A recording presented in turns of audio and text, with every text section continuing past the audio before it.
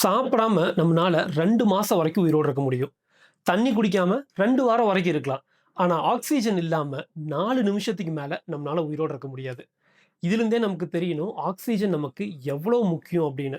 இந்த ஆக்ஸிஜனோட லெவல் நம்ம உடம்புல குறையும்போது, நமக்கு ஞாபக மறதி வரும், வயித்துல ப்ராப்ளம் வரும்.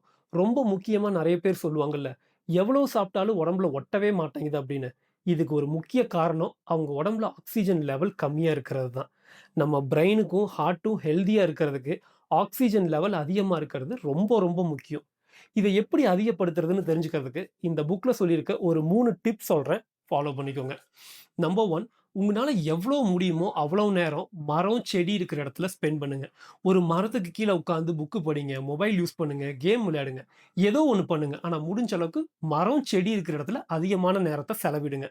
நம்பர் 2, நீங்க தண்ணி குடிக்கிறதுக்கு முன்னாடி, ஒவ்வொரு தடவையும் தண்ணி குடிக்கிறதுக்கு முன்னாடியும், ஒரு தடவ ஒரு மூச்சு நல்லா ஆழமா உள்ள இழுத்து வெளிய விட்டு, அதுக்கப்புறம் தண்ணி குடிங்க. இத ஒரு ஹேபிட்டாவே மாத்திக்கோங்க. நம்பர் 3, தினமும் காலையில ஒரு 5 நிமிஷம் ஒரு பிராணாயாமா, இல்ல பிரீத்திங் எக்சர்சைஸ் பண்ணுங்க. முடியலையா, ஒரு 10 நிமிஷம் நல்லா வேகமா நடங்க. நடக்கும்போது உங்க மூச்சு நல்லா உள்ள இழுத்து வெளிய விட்டு நடங்க. ட்ரை பண்ணி பாருங்க. இந்த வீடியோ யூஸ்ஃபுல்லா இருந்துச்சு அப்டின்னா, உங்க ஃபிரெண்ட்ஸ்க்கு ஷேர் பண்ணுங்க.